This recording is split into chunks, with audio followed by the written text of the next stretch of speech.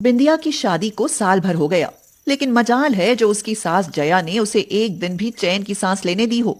और बिंदिया, वो कहाँ कम थी। सास शेर थी तो बहू सवा शेर। ए बहू, कहाँ मर गई? जल्दी आ, मेरे लिए कुछ खाने को बना दे। पता है ना, मुझे शुगर है और शुगर पेशेंट से भूखा नहीं रहा जाता। सासू माँ, इतना काहे चिल्लाती हो? सुबह ही टोकरी भर रोटी बना कर रख दी थी, जब भूख लगे तब खाती रहो। हमें भी घर के अभी बहुत काम है। अभी आपकी मुनिया को चारा डालना है, गोबर उठाना है। अरे हाँ, मुनिया भी भूखी होगी, जा पहले उसे चारा डाल करा।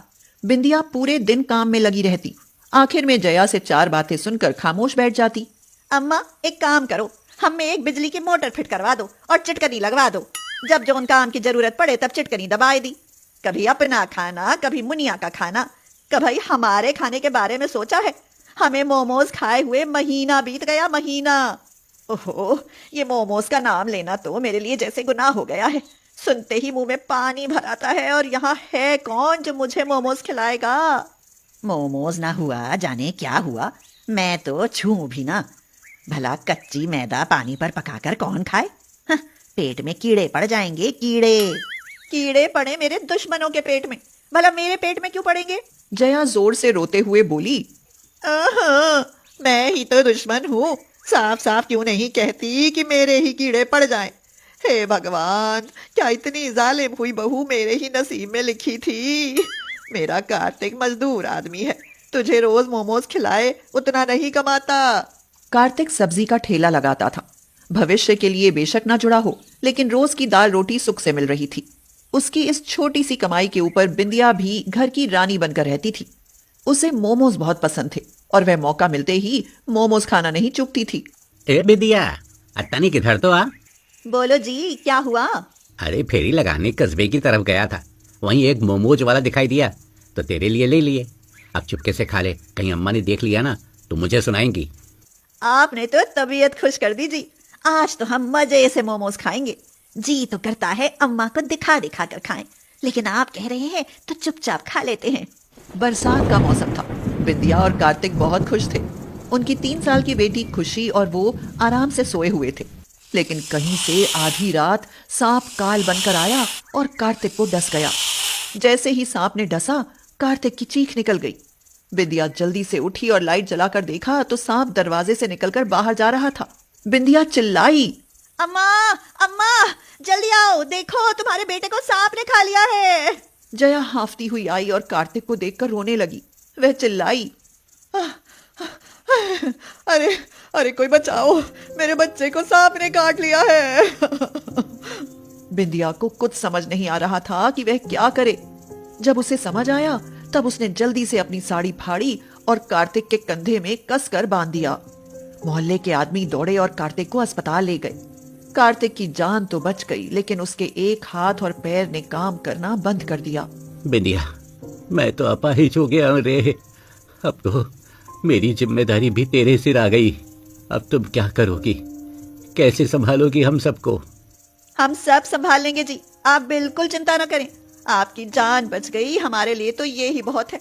अगर आपको कुछ हो जाता ना तो हम पंखे से लटक कर अपनी जान दे देते। हाँ, बताए देते हैं। ऐसा मत बोल बिंदिया, मुझे कुछ होता तो कोई बात नहीं, लेकिन तेरी खुशी के लिए तो जीना है।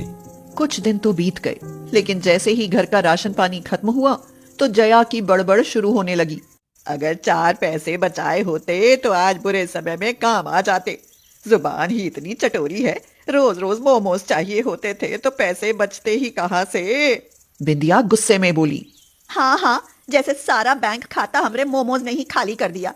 हम खाते ही इतना है, क्या करें? बिंदिया पैर मारते हुए कमरे में चली गई और सोचने लगी कि अब क्या किया जाए। अब क्या किया जाए? अब तो सारा दोष हमरे मोमोज को ही दिया जाएगा। घर का खर्चा चलाने के लिए अब हमें कोई ना कोई काम जरूर करना पड़ेगा।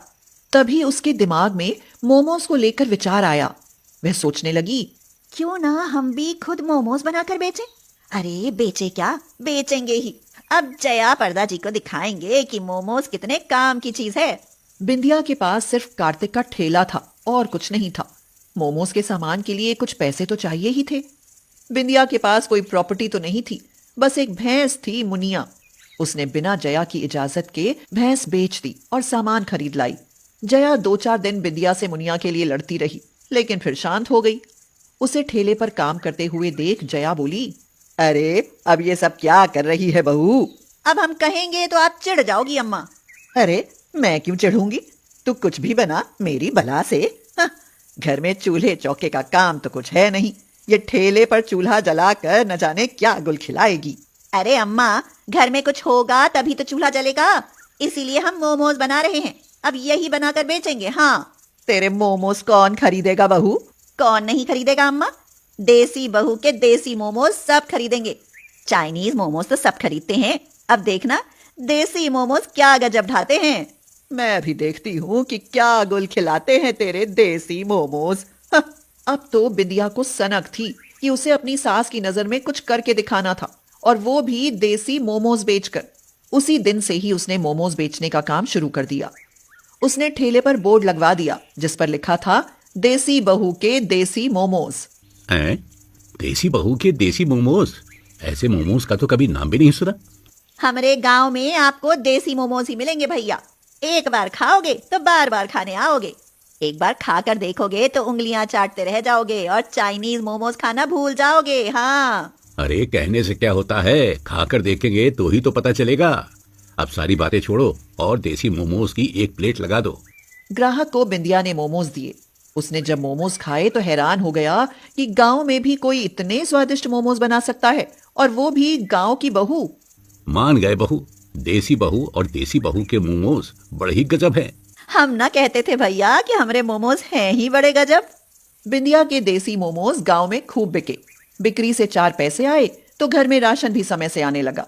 घर की स्थिति में सुधार आने लगा। 6 महीने बीत गए। देसी बहू के देसी मोमोज गांव भर में मशहूर हो गए। बिंदिया ने सोचा, गांव में तो सब जानते ही हैं, क्यों ना अपने देसी मोमोज कस्बे में जाकर बेचूं। उसके बाद बिंदिया वह कस्बे में बेचने लगी। वहां उसकी और ज्यादा बिक्री हुई। कहो अम्मा, हमने कर दिखाया या नहीं? आप ही चिढ़ती थी, हाय मोमोज हाय मोमोज। अगर हमारे पास मोमोज बेचने का जरिया ना होता तो हम तो भूखे ही मर जाते। मुझसे गलती हो गई बहू। मुझे तो लगा था कि ये सब बेकार है, लेकिन जिस काम से हमारे घर की रोजी रोटी चल रही है, भला मैं उस काम को बुरा कैसे कह सकती हूँ। और मुझे फक्र है तुझ पर। भगवान ऐसी बहू सबको दे। क्या क्या कहा अम्मा? जोर से कहना, हमने अभी सुना नहीं। चल हट, काम कर अपना। मैं जानती हूँ कि तू मेरी फिरकी ले रही है। कार्तिक सास बहू के प्यार को देखकर मंद मंद मुस्कुरा रहा था। बिंदिया कार्तिक को देखकर बोली, आप चिंता ना करो जी, मैं जल्दी ही आपको शहर ले जाकर आपका इलाज कराऊंगी। बस मेरे देसी मोमोज ऐसे ही बिकते रहें। कुछ समय बाद बिंदिया ने कार्तिक का इलाज अच्छे हॉस्पिटल में कराया और वो ठीक हो गया। फिर दोनों मिलकर देसी बहू के देसी मोमोज बेचने लगे।